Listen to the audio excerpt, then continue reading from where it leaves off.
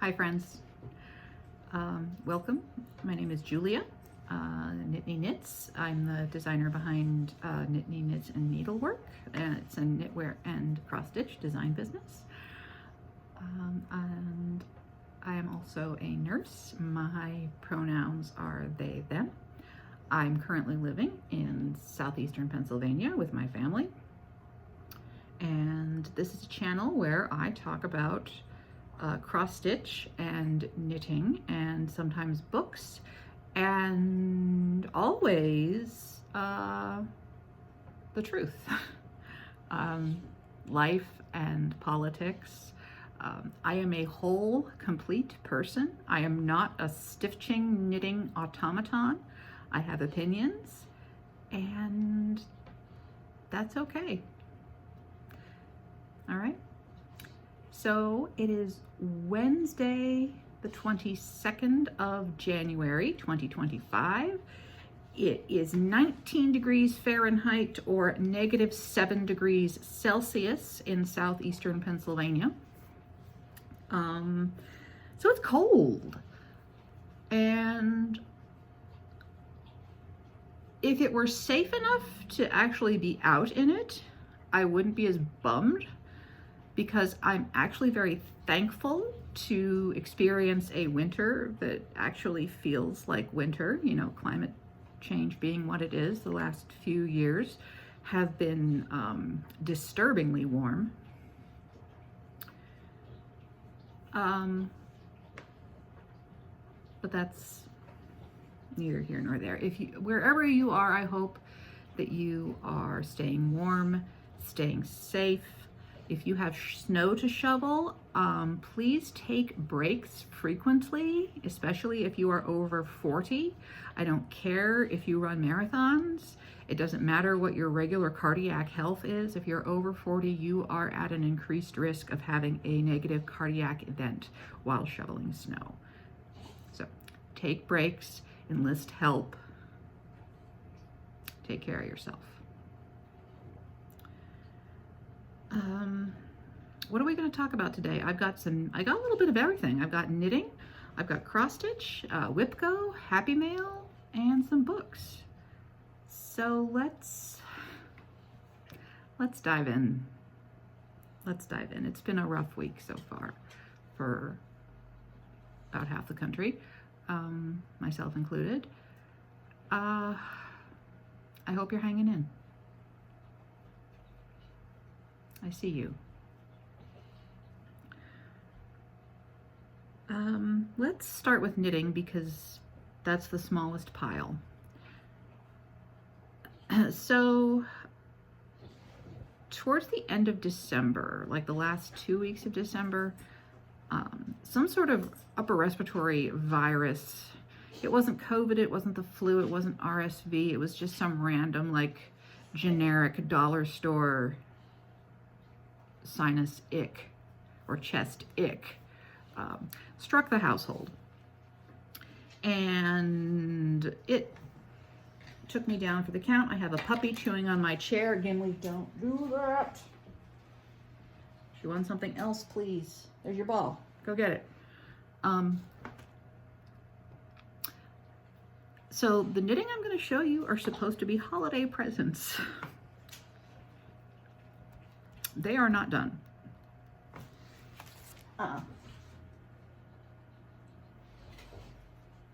The puppy has entered his Velociraptor era. I don't love it. I'm gonna just say that I don't love it. All right. Item number 1. Don't ask me what this yarn is. I know that I purchased it from Cece over at Cece Java Pearl here on YouTube and the other social medias. I purchased this from her. Not from her. I'm so sorry. I purchased this from them when they were having a D-stash. 2 skeins of this lovely gray blue wool. It's showing up more blue. It's It's grayer in person, but I am knitting my Pine Barrens cowl, size small, with this for my sister's fiance.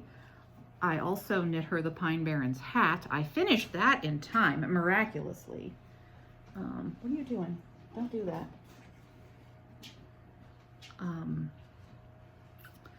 But this is still on the go. And speaking of my sister, this is how much of a pair of socks I have for her.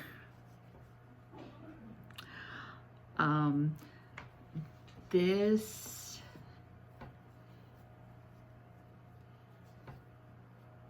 trying to see if you can get the stitch pattern. This pattern is called Foam Har, and it was designed by Ann P., who used to, I mean, I think her videos are still up over at Fiber, Floss, and Fiction. She's no longer designing, but they're meant to look a bit like acorns.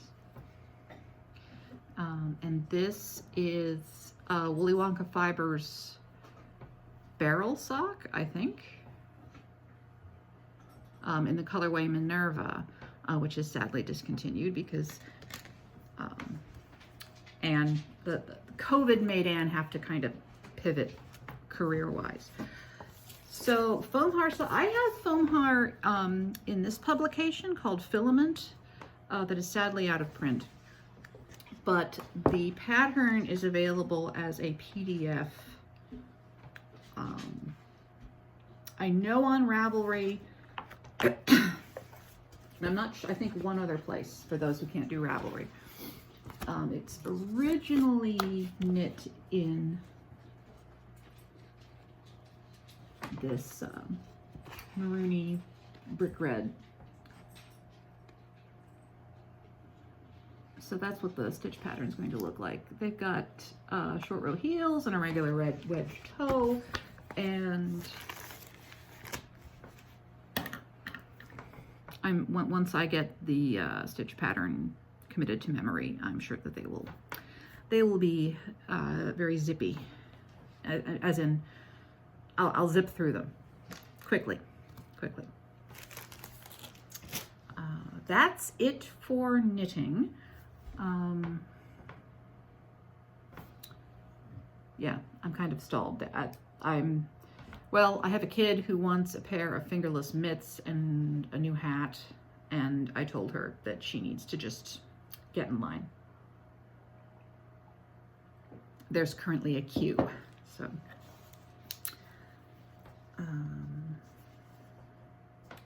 Stitching. So, if you were hanging out with me during Holovlogs, you will know that Unconventional Cross Stitch hosted a secret Santa swap, or exchange, rather, an exchange. You paid the price of a pattern, and then you got to select up to 3 of patterns on their website that you would like to stitch, and then you were paired with another person who had done the same thing, and what you did was you got to select what pattern they got. And that was really fun, and I haven't really done anything with unconventional cross stitch before, but I really kind of want to, especially going forward in the future, since they are the only full coverage cross stitch company that does not use AI. They don't use stolen art. I'm pretty sure all the other ones do, and I don't. Yeah, I can't support that anymore, so I'm not gonna. Anyway, I submitted 3 patterns that I really liked, and my partner chose this one. This is called What's in Here by the artist Amy Brown. I chose the no background version, and I thought it was going to be kind of manageable, but it's not. it's huge. That's okay though. That's okay. So this was my just because New Year's Eve start. I got some money for Hanukkah, so I got a nice big piece of 28 count Lugana with the 10 by 10, the easy count, and all the DMC, just so that I knew that I would not run out, and I started it. So it's on this huge, well, it's not huge, it's a fat quarter. It's gonna take up most of a fat quarter. But here it is. This is less than 1%. I'm stitching this 2/1 tent stitch. And I think I said the fabric's 28 count. So, pretty happy. I like the dragon's little face is showing up. So, hopefully I can pull this out again a little later. This year is definitely going to be a full coverage focus year, particularly with Gamer Nouveau.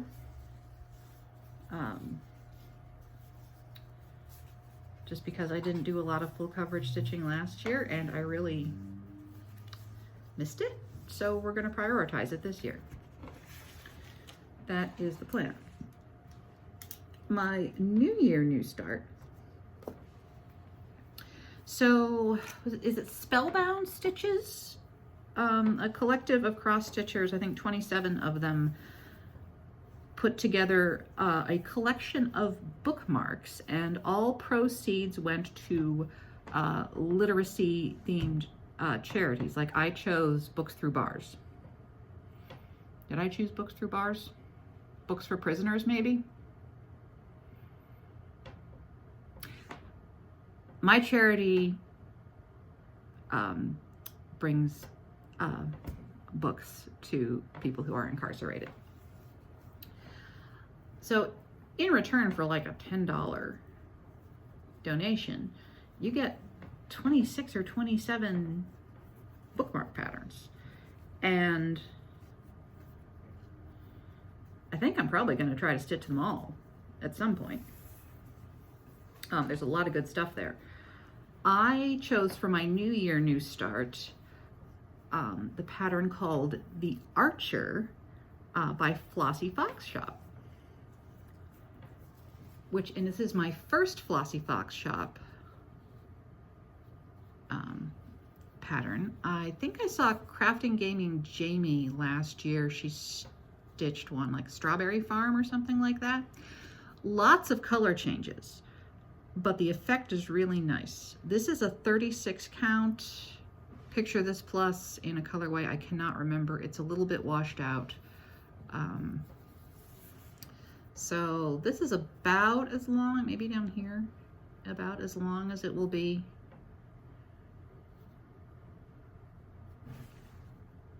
So I like my New Year New Starts lately, at least, to be something that I can reasonably expect myself to finish within the year. So bookmark seemed the right choice for that. And then, what did I stitch first? I think I did Whip-Go first. So Whip-Go, if you're unfamiliar, is the brainchild of Jessie from Jessie Marie Does Stuff. And essentially what you do is you make yourself or download a bingo card template. I just drew mine.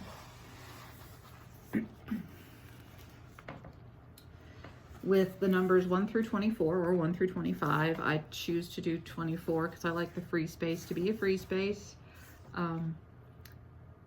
And you fill in, you assign each square on the board to a different whip. It can be cross stitch, it can be knitting, it can be diamond painting, whatever you fancy. I have a couple of, like one of my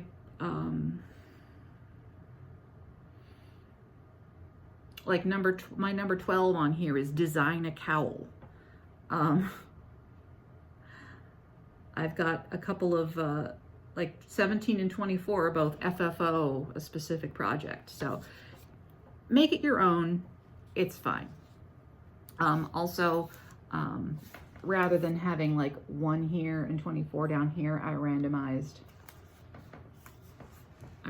the numbers. So the numbers for January are 11 and 20. 11 I haven't gotten to yet. It's the Femurs and Fungi Sal from Fine Frog Stitching last year. And I have a week. A week and 2 days, 9 days. So how much you stitch on when your numbers are called, that is completely up to you. A lot of people will say 500 stitches, 1,000 stitches. I tried that last year. Didn't work for me. I have a touch of oppositional defiance. I don't like being told what to do, even if it's me telling me what to do.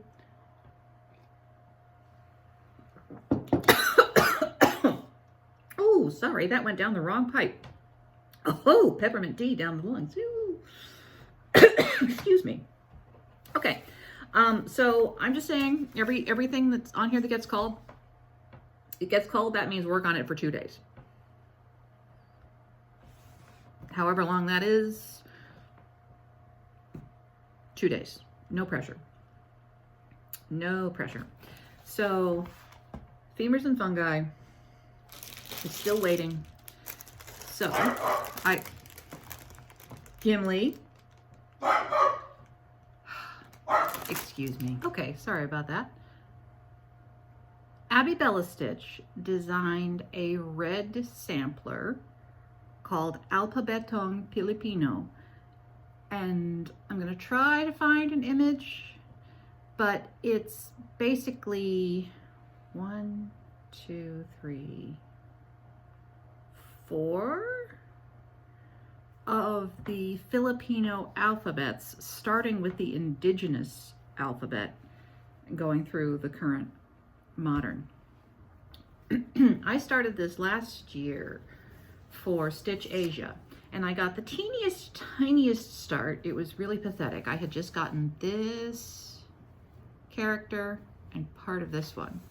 So when this was called for WIPCO, and it's on the same, it's horizontally long and skinny, so this is on a fat half. This is 40 count wood smoke.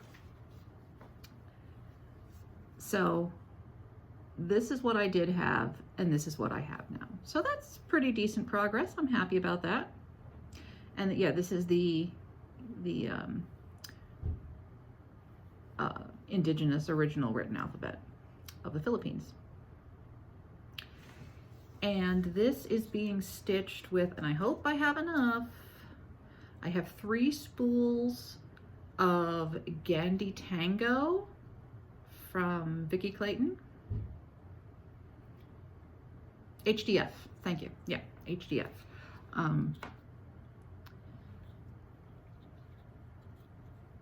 So I really like it. And I know I've said this before, I will say it again. If you have not tried HDF, believe the hype. It's glorious to work with. Like, for real. So let's see, Alphabetong Filipino is on the WIPCO board a few times, and then I'm gonna bring it out for a bit more dedicated time in March for Stitch Asia. Alphabetong Filipino, 1, 2, 3. So it's on the WIPCO board 3 times. So that's gonna be at least 6 dedicated days of stitching this year. I know that doesn't feel like a lot, but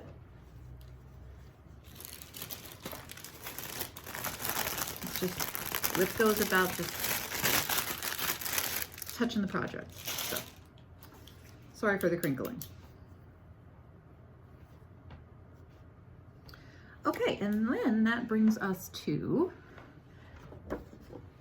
you know her, you love her, Gamer Nouveau, or just called Gamer. So I purchased this kit from Gecko Rouge 7 years ago for my partner Josh. And I have an embarrassingly small amount of stitching done in that time. My understanding is that you can no longer purchase this as a kit from Gecko Rouge. However, you may purchase a PDF of this from Medusa Dollmaker herself, which is even better. I mean, she had officially licensed her work to Gecko Rouge, but it's always nice when we can give money to the artists directly, right? So that's what she looks like. I am stitching her 1/1 full cross on 25 count, and she a beast, but I love her. I didn't touch her hardly at all last year. So I'm working over on the first page of the second row. I put about 10 days of dedicated stitching in on this area. I'm trying to fill in all the confetti, all the not gray, and then I can zip through and finish up all the gray and then move on to page 2. So this is where she is in January 2025. Hopefully I remember to take a screenshot so we can compare what she looks like at the end of the year. So, okay, and then what I'm stitching on right now is Mini Deer Creek, which was charted by a company I no longer support. And I am stitching this 2/1 10th stitch on 28 count Monaco. And it's currently on the scroll rods. I'm stitching this extreme cross country, starting with the black. I have about 800 more stitches of black, and then I'm done with the black and I can move on to another color. So what I like about doing this extreme cross country, the way that I've done it, is that I can pretty much just skip around the chart now wherever I feel like stitching. If I get bored with just the extreme cross country, you know, I could work on one of the deer's faces. I could work in the stream. I could work in some of the leaves. I think I want to get one more color in before I really start to just skip around to wherever my little soul thinks that I should stitch that day, but that is future Julia's problem. Happy Mail.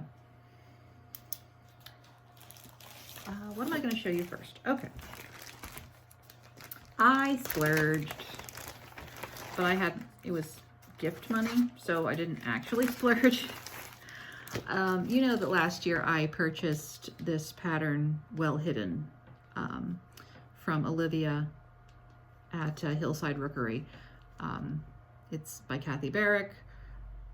I just love it. I love deer. I love birds. I'm sentimental about white birch trees. And I have this 40 count fabric from Misty Purcell of Luminous Fiber Arts. This is Sparrow. She's not dyeing fabric anymore, so I feel very fortunate to have this. So what I did when I splurged was I bought all the MPI silks from Olivia. She was so kind. I sent her a message like right before Christmas, and I was like, I know it's the holidays, I know it's weird, but just putting a little bug in your ear the next time you order floss. Could you please make a silk pack for Well Hidden? And she said, I would love to. Have a happy Hanukkah. She's so lovely. I love Olivia.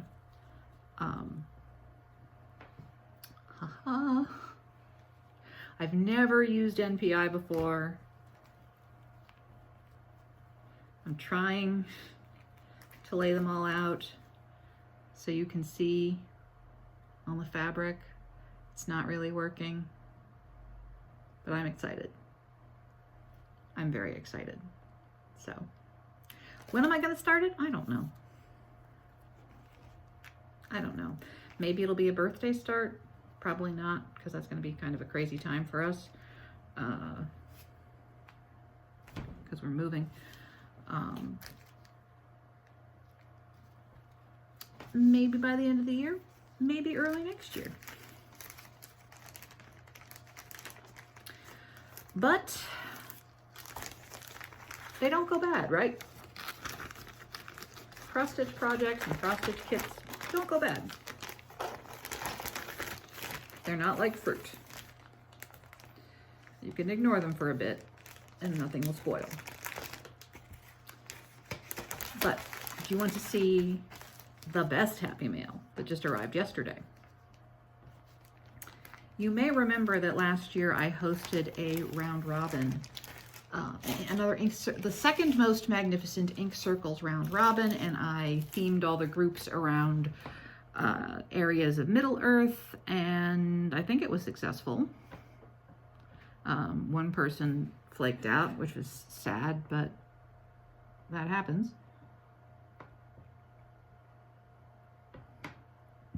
Anyway, my project came back to me.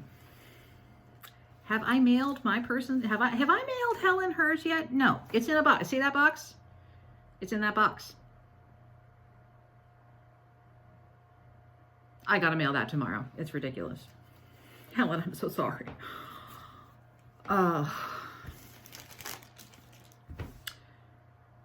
So, actually, let me look at my card. Because I sent them all a card because the pattern I chose is very special. It was the Hamsa Mandala, and the Hamsa is a symbol of perfection, not perfection, protection for Middle Eastern folks, Jews and Muslims and Persian folks, and it's sometimes it's called the hand of Fatima or the hand of God. I know it as a Hamsa. It's a symbol of protection, and it's special because when I wrote in the card that when this piece returns to me, it will be a symbol of protection that is 4 stitchers strong.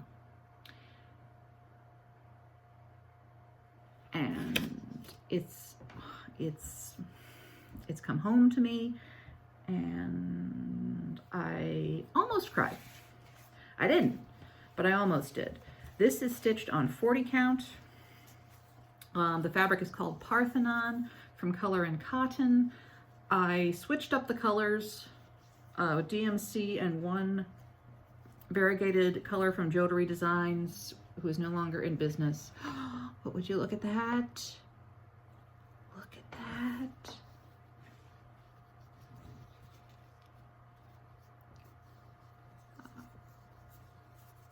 No words. No words. It's so good. I love how this turned out. So, yeah, I can't wait to frame this and put it in my home somewhere. My new home. So, yeah, that's the Happy Mail. And just after 4 o'clock, let's talk a little bit about books. So since the start of the year, I have read 2 books, and I started a 3rd one last night. The first book I read is called All Systems Red by Martha Wells. I have it written down. By Martha Wells. This is the first book in her Murderbot Diaries series. It was quick. It was very, very fun. It's set in the far future, and the main character is an AI semi-organic security robot who is lazy, and they have hacked their governing module so that they don't have to obey all orders. And the reason that they've done this is not so they can kill people, it's so that they can watch their shows. They just want to sit and watch human entertainment feeds all day. Thousands and thousands of hours of their shows. And the conflict comes in, of course, when they have to actually do their jobs and protect the humans that they've been, the company that made them has been hired to protect. And that becomes even harder when they decide they kind of like these humans that they've been assigned to protect, even though they would really rather be watching their shows. It's fun, it's sci-fi, it's consistent, it's logical, and I had a lot of fun, and I would like to read the next one. The second one is a bit of a classic. I would like to read more classic literature this year. Pride and Prejudice is on my list. And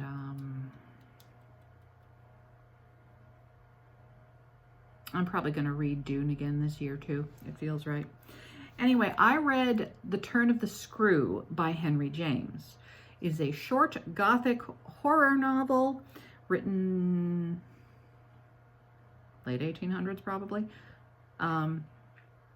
And I did not enjoy it as much as I was expecting to and hoping to. And I'm one of those people where if like a classic doesn't, if I don't like a classic, I feel like I'm kind of not smart.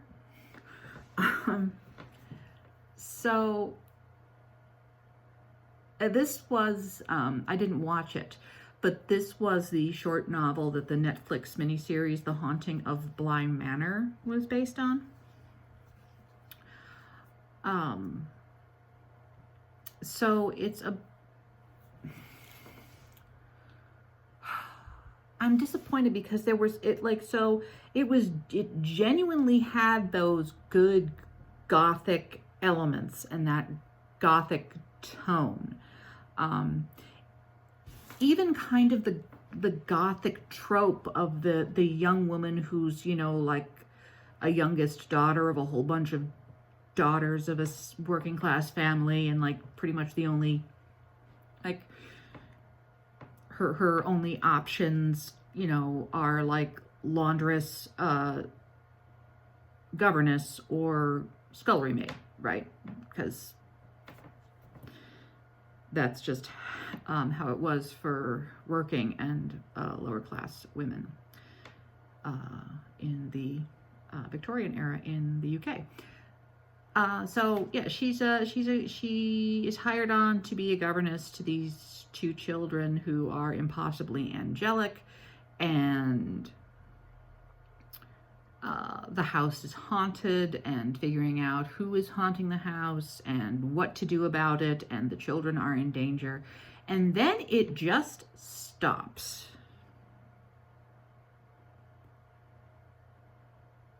And I don't know, I'm still a little pissed off about it, because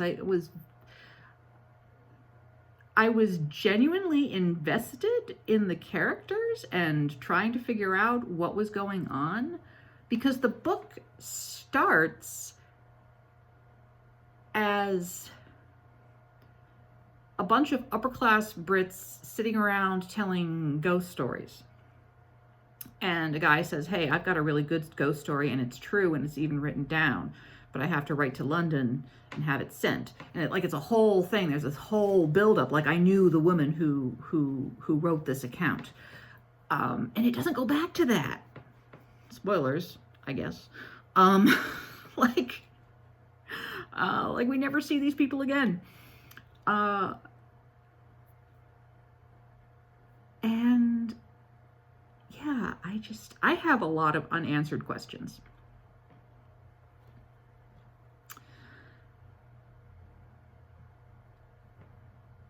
Yeah, did you read The Turn of the Screw? What did you think of it? Did you like it? Tell me why. I want to know.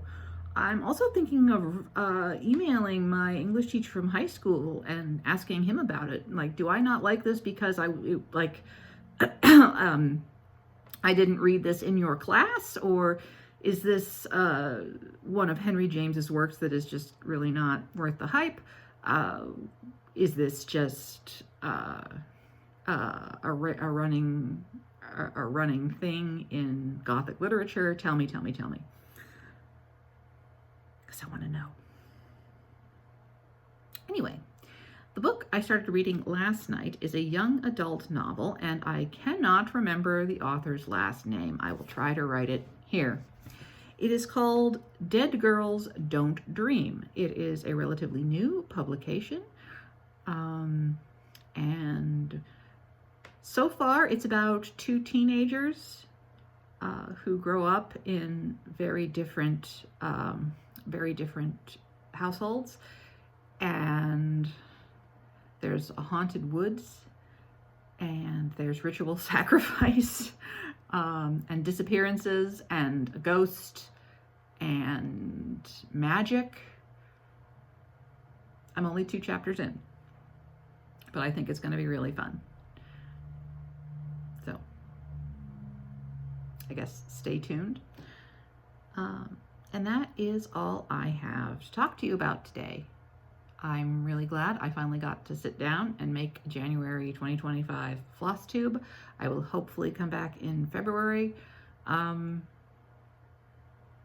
Really busy right now, really busy with my kids' school stuff and sports and my own school stuff and taking care of the house and getting ready to move and it's a lot.